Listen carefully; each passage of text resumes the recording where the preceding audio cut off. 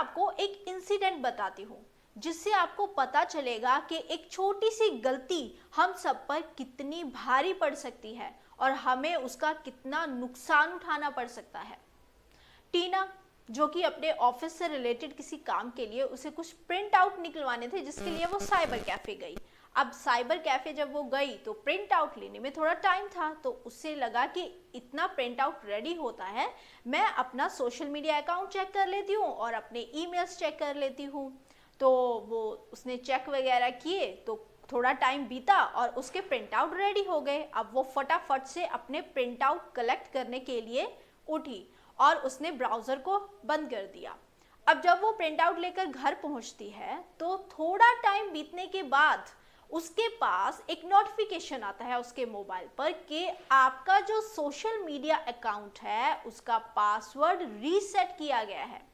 अब वो हैरान कि ये कैसे हुआ, तो उसने फटाफट से अपने मोबाइल नंबर से लॉगिन करने का ट्राई किया, वो भी अनेबल, क्योंकि उसके जब वो रीसेट हुआ तो उसके साथ साथ ही उसके मोबाइल नंबर को भी चेंज कर दिया गया, जिसने भी उसके पासवर्ड को रीसेट किया।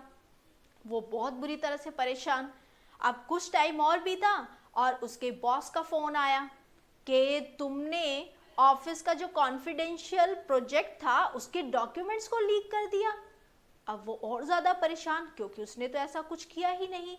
अब उसके बाद तो वो उसकी हालत और ज़्यादा ख़राब हो गई। थोड़ा टाइम और बीता और उसके बाद उसके फ्रेंड के कॉल आई।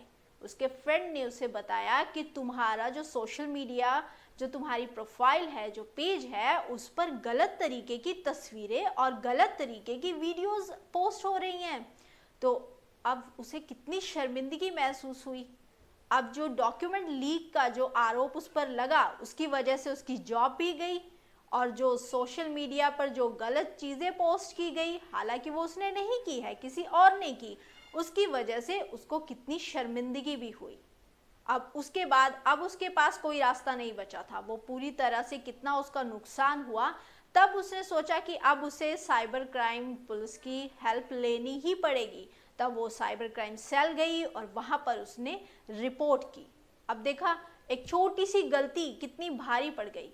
यहाँ उसने गलती क्या की कि उसने ब्राउज़र को बंद किया, उसने अपने अकाउंट को लॉग आउट नहीं किया, उसने सिर्फ ब्राउज़र बंद किया, जिस वजह से इतना सारा नुकसान हो गया। तो यहाँ से क्या चीज़ आपको सबसे ज़रूरी ध्यान रखनी है कि एक तो कभी भी सिर्फ ब्राउज़र को बंद मत कीजिए, अपने अकाउंट्स को लॉग आउट ज़रूर कीजिए, खासकर जब आप बाहर हो, चाहे आप घर का लैपटॉप, मोबाइल या फिर कंप्यूटर यूज़ कर रहे हैं या फिर आप किसी और का यूज़ कर रहे हैं। सेकंड, कभी भी ब्राउज़र में अपना यूज़र नेम या फिर पासवर्ड को कभी सेव मत कीजिए, उसको सेव मत कीजिए कभी भी, ठीक है। और नेक्स्ट है कि हमेशा 2 स्टेप्स वेरिफिकेशन रखिए, जिसमें जब भी कोई किसी दूसरे कंप्यूटर से आपके अकाउंट को या फिर आपके ईमेल वगैरह को लॉगिन करने की कोशिश भी करता है तो आपके पास OTP आ जाता है।